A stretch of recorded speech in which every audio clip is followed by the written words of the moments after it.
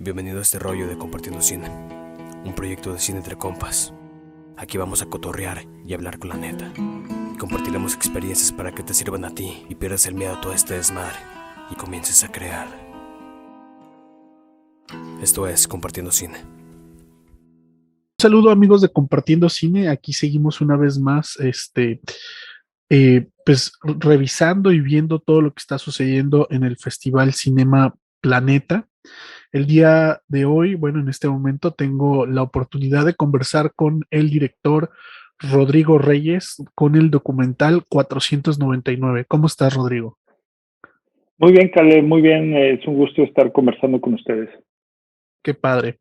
Pues bueno, lo primero que quisiera comenzar a hablar sobre tu documental, que creo que tiene unas partes ficciones y parte documental, que esa línea que divide la ficción del documental siempre me parece muy interesante cuando alguien juega con los límites de qué es real y qué es ficción.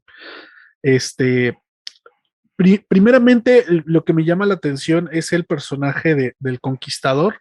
Estuve escuchando la entrevista que te hicieron en Cinema Planeta y mencionas pues que había algunos otros personajes en los que podía abordar, pero que escogieron este por su relevancia y por este antagonismo que hay. Y lo que me llama la atención y quisiera saber en tu elección de este personaje, pero es el nombre del personaje, incluso en los créditos, es el Conquistador, ¿no? No, ¿por qué dejarlo tan abierto a el Conquistador como alguien de que pudo haber sido cualquiera, que no tiene una característica re- eh, plausible? Quizá haber dicho, es Hernán Cortés o es tal o es tal. ¿Por qué tan abierto? Bueno, porque por ejemplo, si hubiese sido Hernán Cortés, de repente está cargado de todas nuestras opiniones sobre Cortés, ¿no? Sobre su vida. Nos hubiésemos quedado con preguntas de, bueno, ¿qué pasa con Malintzin y por qué le hizo un hijo y no se casó con ella, etcétera? O sea, tantas aristas y es como lo clásico también de una película épica, ¿no? De Hollywood, de que trata de crear esta historia de santo, ¿no? Esta casi como celebración o vamos a tumbar a esta vaca sagrada, etcétera, ¿no? Entonces, mucho mejor que sea un personaje más sombrío, alguien que se haya perdido en la historia, alguien de los que pues no conocemos, ¿no? Porque nos permite meternos más en las sombras, ¿no? De ese momento y salirnos también de algo que se ha contado muchas veces en México, especialmente en nuestra literatura, ¿no? Esta idea de la conquista y de analizar si Cortés fue bueno, fue malo, ¿no? No, como que me liberaba mucho el usar un personaje anónimo, porque de repente él podría estar ahí al lado de Cortés, pero no era Cortés, ¿no? Sino que era una chichincle en realidad del poder. Y eso al principio yo lo iba pensando, ¿no? O sea, ¿quién va a ser? ¿Le vamos a dar nombre o no? Y conforme fue saliendo el material nos dimos cuenta de que no, era imposible, teníamos que liberarnos, ¿no? De esa historia. Bien. Y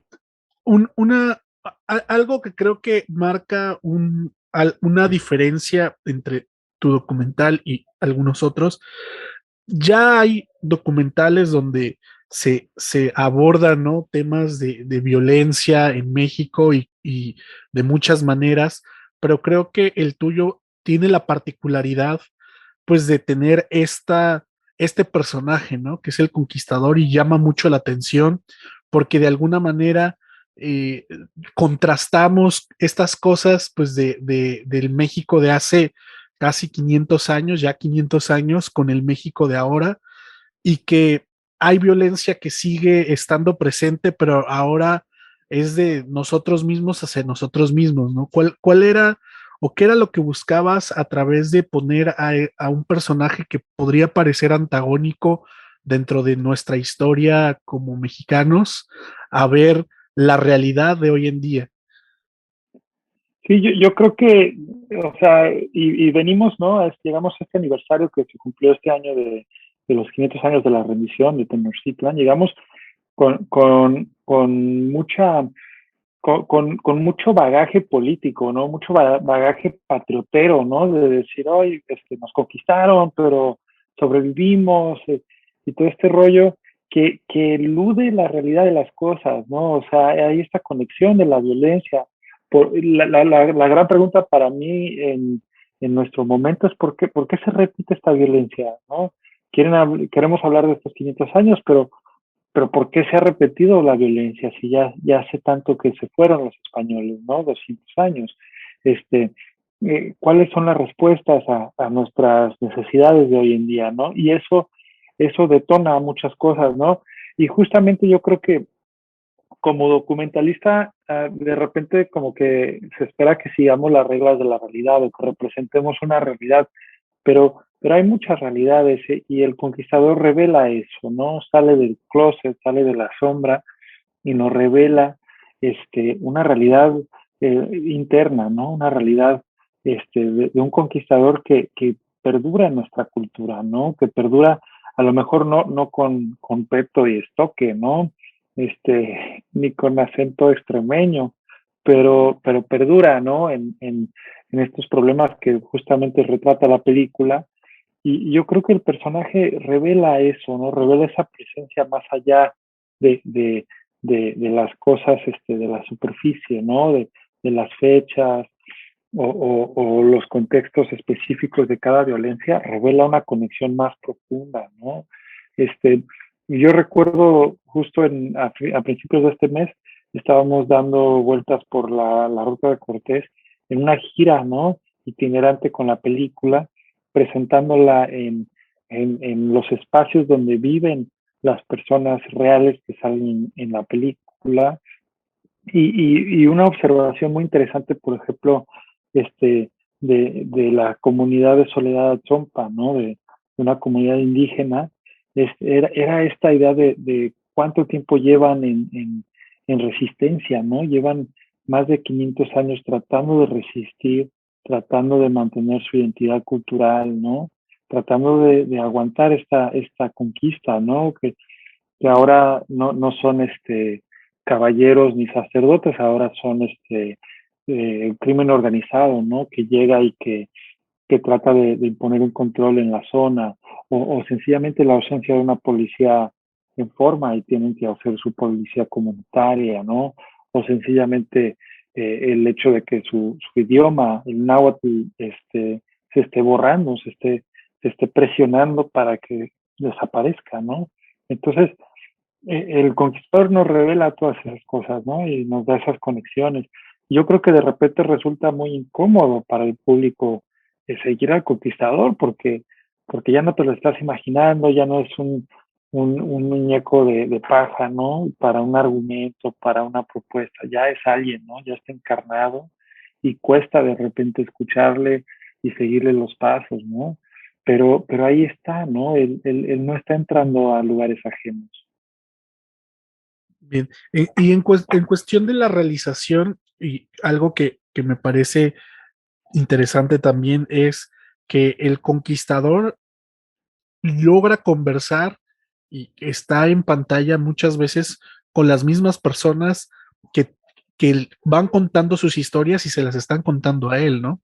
En ese sentido, uno es cómo fue el acercamiento con muchas de estas personas y cómo fue el que lograran tener esta interacción con este personaje y que lo sintiera, ¿no? Como parte de este organismo que estabas tú tratando de hacer para el documental. Sí, justamente lo que la pregunta para mí era, híjoles, ¿cómo convenzo a alguien de que participe siendo víctima de violencia? Y pues yo con otros proyectos he trabajado también con víctimas de violencia, entonces sé todo lo que implica estar luchando por justicia, ¿no? Y sobre todo en un contexto tan complicado como puede ser Veracruz, ¿no? o puede ser el Estado de México con los feminicidios, ¿no? Entonces, tenía yo que ser totalmente transparente, ¿no? Y hablar con las personas y explicarles bien desde cómo se estaba fondeando el proyecto, qué ideas tenía, dónde veía yo su historia dentro del mapa, ¿no? De esta ruta de Cortés y cómo se iba a conectar con otras historias, ¿no? Y lo que descubrí que me parece sensacional y que a mí me inspira mucho es este conocimiento que se han ganado, ¿no? A pulso las personas de a pie que son víctimas de violencia en nuestro país, ¿no? Ya se han especializado, digamos, en los temas y han entrado hasta el fondo de las cosas. Ellos perciben ya muchas conexiones, tienen una capacidad crítica y de proposición, ¿no?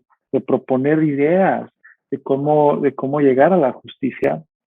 Y entonces no era tan ajeno esta idea de que esta violencia viene de un lado, porque ellos y ellas lo han visto en su propio entorno, han visto, por ejemplo, la película abre con el testimonio del hijo de Moisés Sánchez, que es un periodista que fue asesinado, secuestrado y asesinado en Veracruz, ¿no?